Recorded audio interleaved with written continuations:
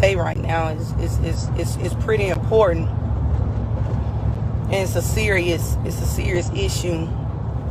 It's a hurting situation to me. And it's a serious issue. That's what's going on in the world. So we got, Black Lives Matter movement going on right now. Right? And then you have the people that's in law enforcement that says Blue Lives Matter, and their wives or their families that says Blue Lives Matter. Okay, so I'm just going to tell y'all what happened to me this morning on the way to work in this uniform. This is a federal uniform. So I'm driving down 65 North, traveling to Huntsville. And I see Blount County. I know where they sit every day. I see the officer with the radar gun. My front 2 windows are down. Each morning to work, I listen to my inspirational music on Pandora, because it's a dangerous road. I travel 1,000 miles a week. So my windows are down. I'm just in my spiritual mood. I see him with the gun, radar gun. I knew that I was going to get stopped. Wasn't speeding. Wasn't doing anything. I knew I was going to get stopped because I'm used to being stopped because of my vehicle and because I'm black. Now, this is someone that's been in law enforcement for 15 years.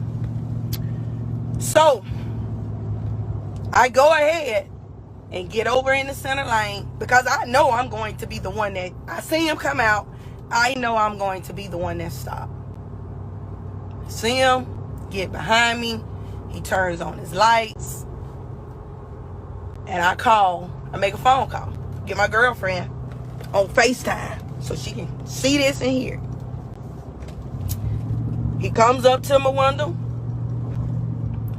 and he sees my uniform, but I will say, I asked him immediately, and you all have the right to know why you are being stopped, because when I was trained back in 2005 as an officer, deputy, a law enforcement officer, approach your window, they are supposed to give their name.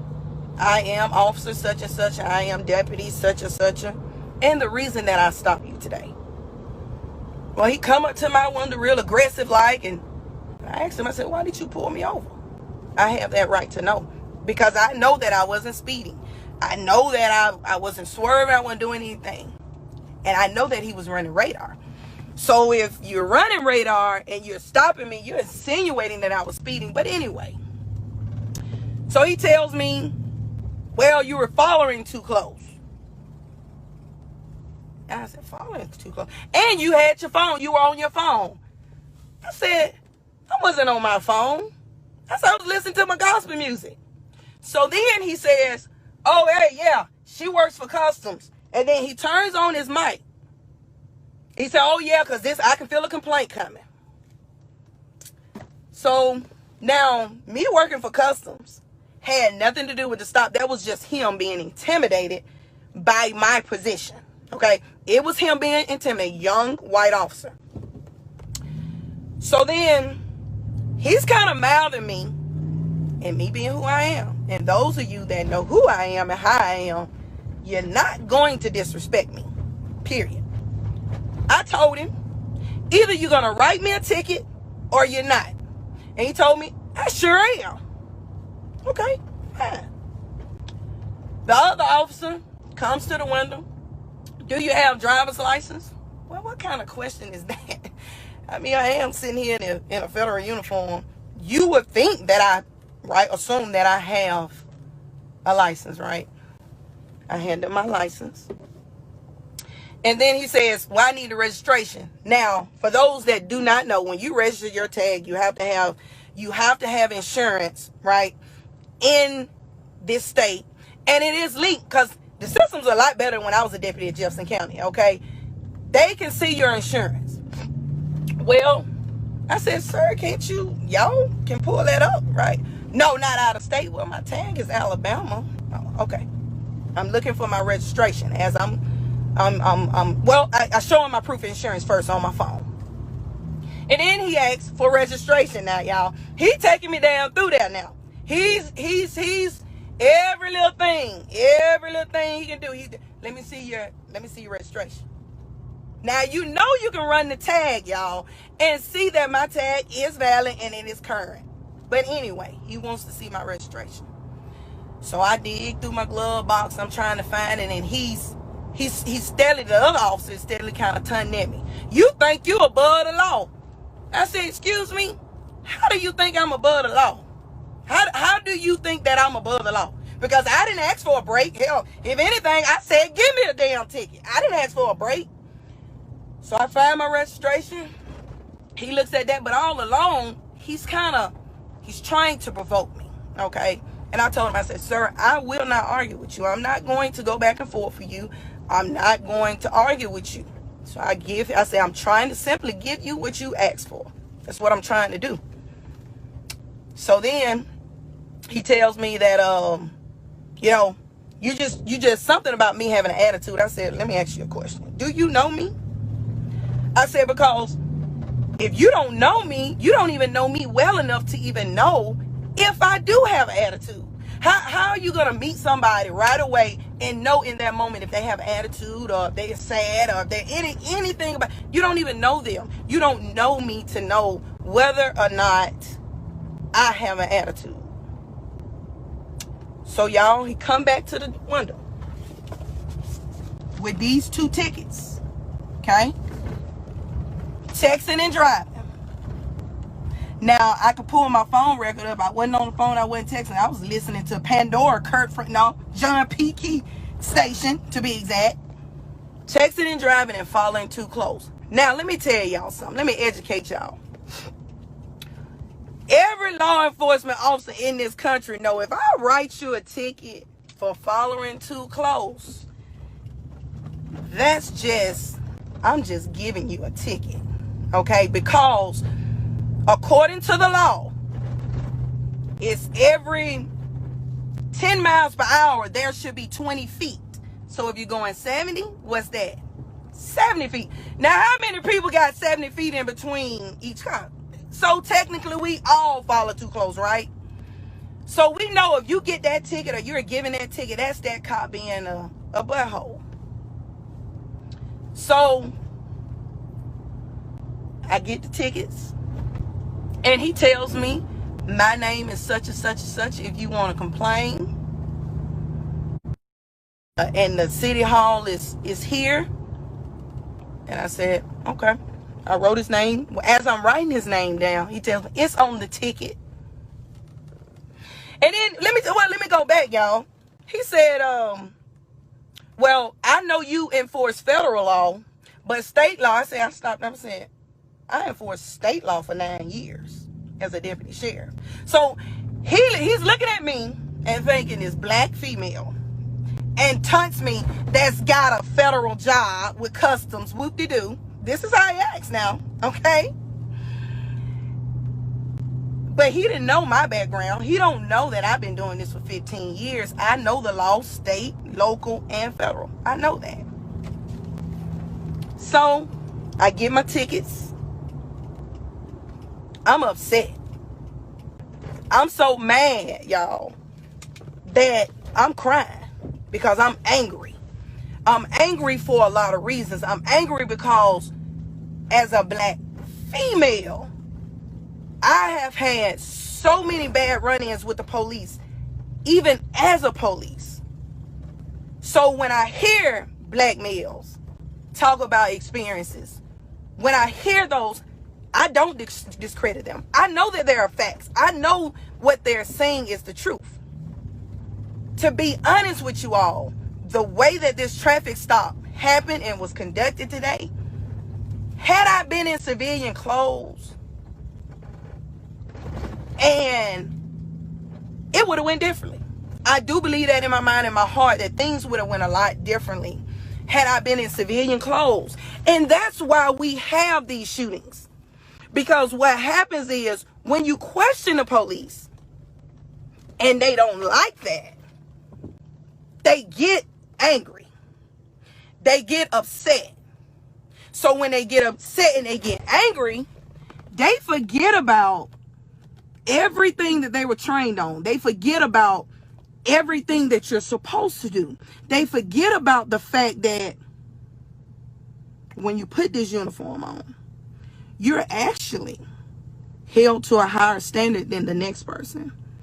You're actually supposed to have a thicker skin than the next person. So when somebody do get an attitude with you, when somebody do curse you, you still supposed to stay in character. Now, when your character messed up, it's just messed up in this uniform. Now, that's a fact. But this is what you're supposed to do. That's your job. That's what you're supposed to do. So for me, it just, my feelings, my emotions, I just erupt. I was angry. Like right now, I was supposed to go to hospital. I can't even go to work because I was that mad and I was that upset. Because my girl had to tell me stop reaching for stuff. Because they were back there, they, you know, I'm trying to put stuff in. She's like, stop all that moving. I told her I ain't stopping nothing. Now, that was a very good point of hers because the way they was acting, it really didn't matter about me being in no uniform. It did not matter. That meant nothing. So, I call my supervisor. I tell her what's going on. I tell her that you don't know what I've been experiencing when I have to travel from Birmingham to Huntsville 5 days a week. And me traveling through Kimberly on numerous occasions to get to 65. Being stopped, harassed, and followed. To the extent, y'all, that I was looking in Kimberly to purchase a home that I no longer considered that area because I was being harassed coming through there.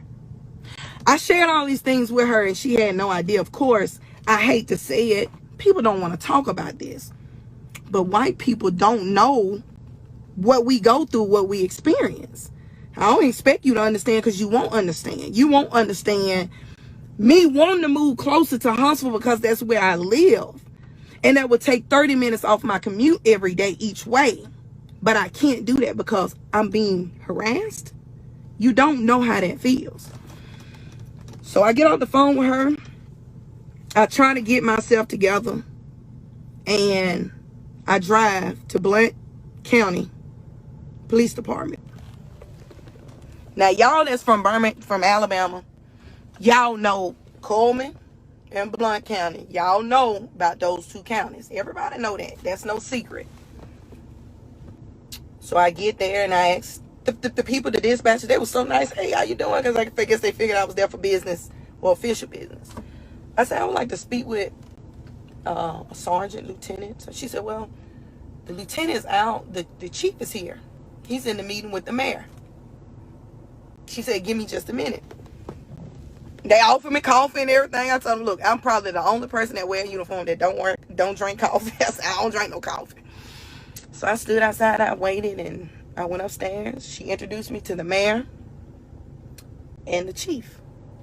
So me and the chief, we went in his office. And we talked a good 30 to 45 minutes. And the chief, old school, probably been in law enforcement, probably as old as I am, probably. And he told me that was very unprofessional on their part. And that he was about to call them in the office. Now, honestly, y'all, I thought they were going to beat me to the office because knowing that they couldn't have thought that I was just going to proceed to work, and which they probably did, and not complain. Maybe they didn't think that I was going to go straight to that. Because I know if I done pulled over an officer and this went down, I'm going to my supervisor, hey, Sue, this is just what happened. I'm just giving you a heads up. But no, they didn't. So We talked and he told me, he said, first of all, I'm old school. And where was the courtesy? You know, that was the first thing he said. Well, y'all, I'm going to tell y'all like this. I believe in when you right, you right. When you wrong, you wrong. And I believe that if I am doing wrong and I deserve a ticket, then I get a ticket. And I will pay that ticket. Okay? I have no problem with that. But to be done like that on a traffic stop is unacceptable. It's unacceptable because I told the chief, I said, what if I wasn't in uniform? What if I was not in uniform when this happened? How would that have went? And he told me, he said, we're all supposed to be in this together. And when he said that, I proceeded to say, you know, I come up and down that highway twice a day. What if y'all done seen these cop shows and highway patrol, and the police don't always win? Now, the suspect get the upper hand. And what if I'm traveling and I see the police, me being who I am, and a lot of people know, but they know when I work Center Point, they used to call me Big Red. They know when I work, they know Jackson didn't play. So they know I ain't no lightweight. If I was to see an officer need my help, I'm stopping and I'm going to help. But just think about this, y'all. After today, after this man, these two guys done me. And the chief stops me in that statement. And he says, I was just thinking that.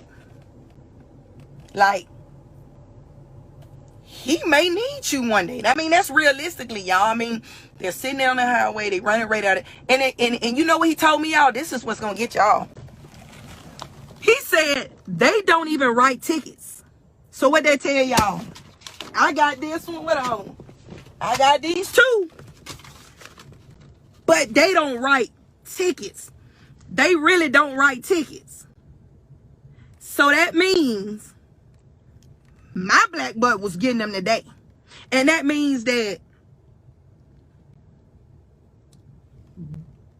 it's like, y'all, I'm kind of like lost for words, man, because it's like, they like, you ain't getting this ticket. But we don't write them, but you getting it, right?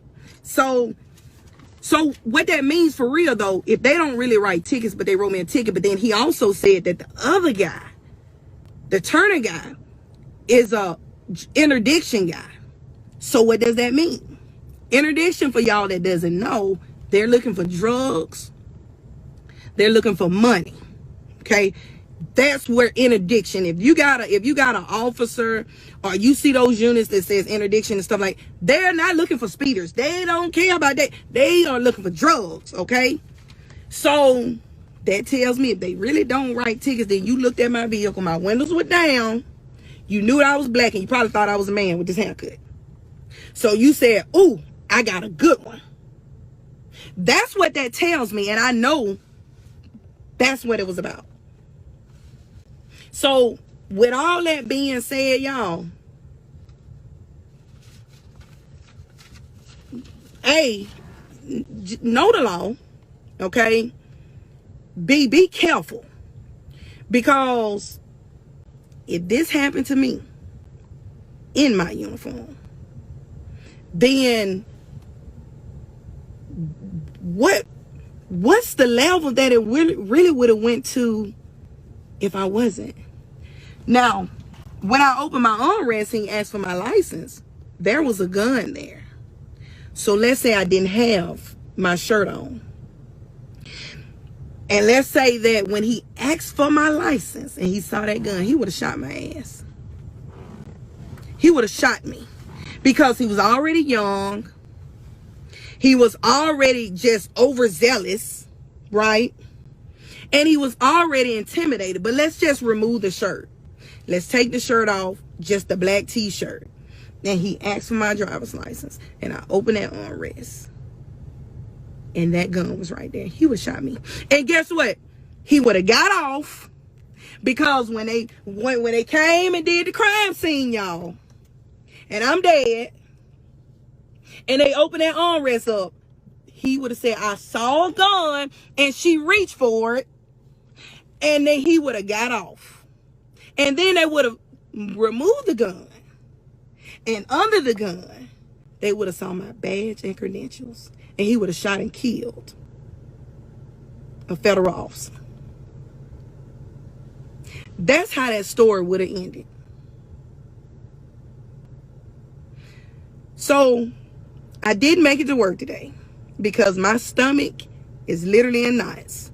I'm so angry, I'm so hurt, and I'm heartbroken. More so, not my experience, but y'all experiences, what we go through. Because for those that says all lives matter when we say Black Lives Matter, or that says Blue Lives Matter, to come back when you say Black Lives Matter, you're racist. Because I'm a Black Lives Matter before Blue Lives Matter. And today was unacceptable. Today is the behavior that law enforcement officers should not exhibit. You should not be acting that way towards anybody that you pull over. Because you're going to do one or two things when you pull somebody over. You're going to write them a ticket. You're going to write them a warning. You're going to let them go. Or you're going to take them to jail. Right? But it ain't to just humiliate somebody. That is not what we're supposed to do. And those of you that know me, know that's not what I stand for. And they know that when I was out here in Jefferson County, that's not what I did. Now, I took you to jail if you deserve to go to jail. But that's not what I stood for. This is unacceptable. Something has to change. The protesting and all that, that has been awesome. That has been amazing. But something more than that has to change. Because two officers with that kind of attitude will kill you. They will hurt you. And they will articulate why they did it. They will articulate how they did it. And if you think I'm lying, and I know I'm a strong black woman. Like when I know I'm right, I'm passionate, and I'm adamant about my point. But I'm telling y'all, it could have went different had I only had my black t-shirt on and not this uniform shirt on. And I went in that glove in my armrest and that gun sitting right there. Because the way he approached my window, y'all, like he was the shit.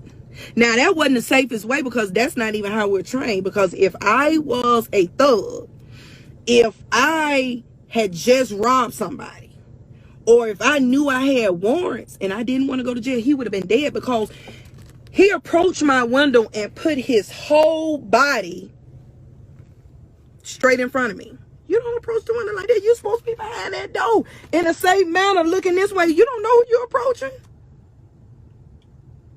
But he was so ready.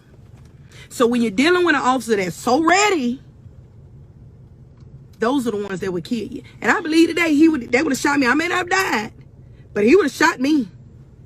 Had I didn't have his shirt on and I opened his armrest, because I don't know. This sad too, y'all. Being the police, I don't reach for my license until the officer gets to the window. I don't reach for nothing until the officer gets to the window. So had I reached with him in that window, he would have shot me and thought nothing of it. And then the plot and the moral of the story would have twisted. Blount County Police Department shot and killed a federal officer with no warrants, no criminal record, no nothing. So that's something to think about. Y'all be careful out there. Be careful out there. Know your rights, okay? But This is why people get killed, because you question the police. You question them, even though you're right. But they don't like to be questioned, because they think, I'm the police. You're nothing to me. I'm the big bad wolf, and that's not the way it's supposed to be. I just wanted to share this with y'all because this is serious. It's serious, and it's an issue in this country. And this is the start, if you want to really break it down, this is the start of why the movement is what it is. Because officers do not know how to conduct themselves. So we need to get back and down to the basics. And we need to weed through these kind of officers. They need to be off the force. Some training needs to be done. And if you can't get it, you got to go. Because if this is the way you're going to treat people, you do not need to carry a gun and a badge. Because had I really, really turned up, ain't no telling what would have happened. I guess it would have been me against them. But I turned up enough that he didn't like coming from a black female. And I told him, either you're going to write me a ticket or you're not. Because I'm not a child. You're not going to chastise me. You're not going to try to talk at me. Not this one. So either go back there and write the tickets or not. And I got two. Okay? And the chief said that he would handle it. If I wanted to make the written complaint, I would come back and speak with the lieutenant when he gets back on vacation. But I'm going to be all right, y'all. But y'all make sure y'all okay. Y'all make sure y'all okay. And y'all can always hit me up. You got a question, I'm always here when it comes to this law stuff. Because I know a lot of people really don't know the law. But it's all good.